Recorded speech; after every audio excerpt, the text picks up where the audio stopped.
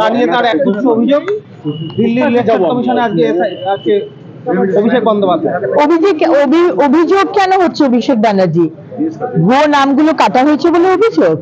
মৃত ব্যক্তি, duplicate, shifted, Rohingya অনুপ্রবেশকারীর নামগুলো কাটা হয়েছে বলে অসুবিধা হচ্ছে? আপনি যেতেই পারেন, কিন্তু ইলেকশন কমিশন তো বলেছেন যে কোনো কমপ্লেইন থাকলে ইলেকশন কমিশনকে জানাতে। কোন জীবন্ত ভোটার যে বেঁচে আছেন তার নামটা কাটা হয়েছে, আপনি ইলেকশন কমিশনকে কমপ্লেন করুন, আপনি আদালতে যেতে পারেন। কিন্তু আপনারা যদি মনে করেন অভিষেক ব্যানার্জি, যে আপনি দুদিন আগে ভার্চুয়াল মিটিং এ যেটা বলেছেন আমরা শুনলাম, যে এতগুলো নাম কাটা হলে তৃণমূলের অসুবিধা হয়ে যাবে, এখন সেই অসুবিধা তো আমরা ঠিক করতে পারবো না। বাংলার মানুষকে ইলেকশন কমিশন একটি কনস্টিটিউশনাল বডি একটি স্বচ্ছ ভোটার রোল দেবেন। যারা আমাদের সুযোগ সুবিধাগুলো কেড়ে নিচ্ছিল এতদিন, তারা আর কাটতে পারবে না, কিন্তু আপনাদেরও সমর্থন থাকা দরকার। তাই আপনি যেতেই পারেন, তাতে কোনো অসুবিধা নেই, কিন্তু আপনি গোলাবাদ যে চেষ্টা করছেন, এসআইআর বন্ধ করার চেষ্টা করছেন, সেটা কিন্তু হবে না। কালকে কেন্দ্রীয় মুখ্যমন্ত্রী আবারও বললেন যে বিএলও 2 দের শুনানি কেন্দ্রে যেতে, মানে কোথাও কি শাসক দল চাইছে এই গোটা শুনানি পর্বটাকে ঘেঁটে দেওয়ার জন্য? তার বিষয়ে কি কোনো সন্দেহ আছে নাকি? আজকে ইলেকশন কমিশনের টপ অফিসার যখন যায়, তাকে হামলা করা হয়, তার গাড়িতে তাকে মারধর, তার গাড়িতে পাথর ছোড়া হয়। এফআইআর অব্দি এখনো অব্দি হয়নি কলকাতা পুলিশের, মানে ওয়েস্ট বেঙ্গল পুলিশের তরফ থেকে। প্রতি বিষয়ে আমরা দেখেছি মমতা ব্যানার্জি মানুষকে উস্কানোর চেষ্টা করছেন।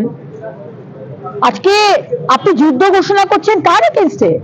আপনি ভারতীয় না পাকিস্তানি যে আপনি ভারতবর্ষের সংবিধানের এগেইনস্টে যুক্ত, সাংবিধানিক বডির এগেইনস্টে যুক্ত, গণতন্ত্রের এগেইনস্টে যুক্ত? সুতরাং বাংলার মানুষ বুঝছে যে আপনি কি করতে চাইছেন এবং কেন করতে চাইছেন।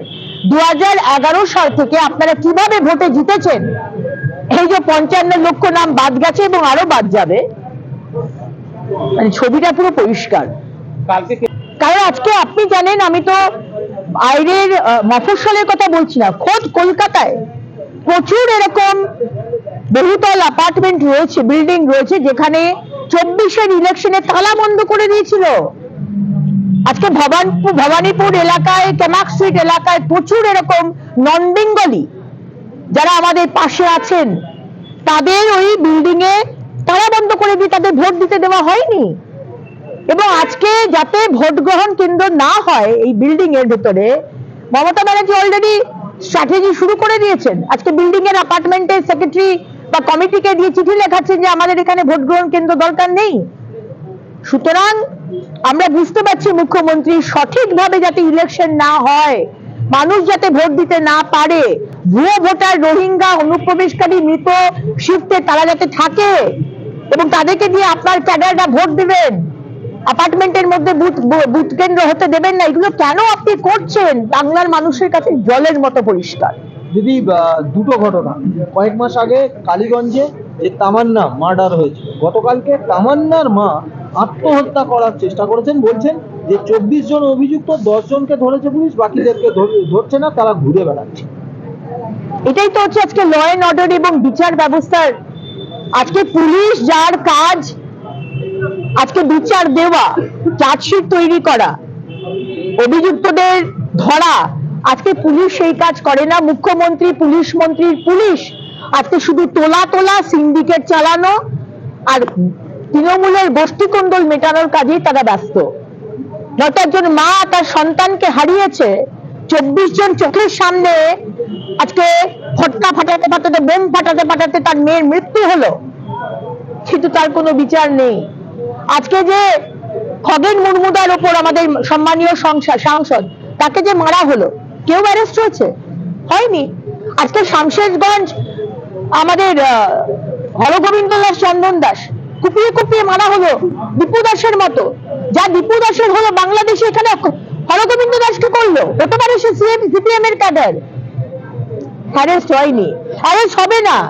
এবং আজকে যদি পশ্চিমবঙ্গে বিজেপি না আসে, যারা সেকুলার বাঙালি রয়েছেন, তারা এবার বিচার করার সময় এসে গেছে যে আপনারা কিভাবে বাঁচবেন। বাড়ি থেকে টেনে নিয়ে গিয়ে আপনার স্ত্রী, আপনার মা, আপনার সন্তানকে যখন জিহাদিরা অত্যাচার করবে, তখন আপনি বিবেচনা করবেন যে আপনার ডিসিশনটা ভুল ছিল না ঠিক ছিল। মুখ্যমন্ত্রী তিনি উপস্থিত থাকেন না, অনুযোগের সুরে কি বললেন?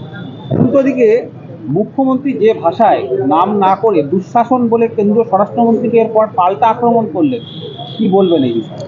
দেখুন, আজকে পশ্চিমবঙ্গে বিজেপি সরকার তো আসছে, এটা তো গ্যারেন্টি, এটা নিশ্চিত, এটা জলের মতো পরিষ্কার। কিন্তু আমরা বলছি না যে পশ্চিমবঙ্গকে বাঁচাতে হবে, এইটা আরেকটা কারণ।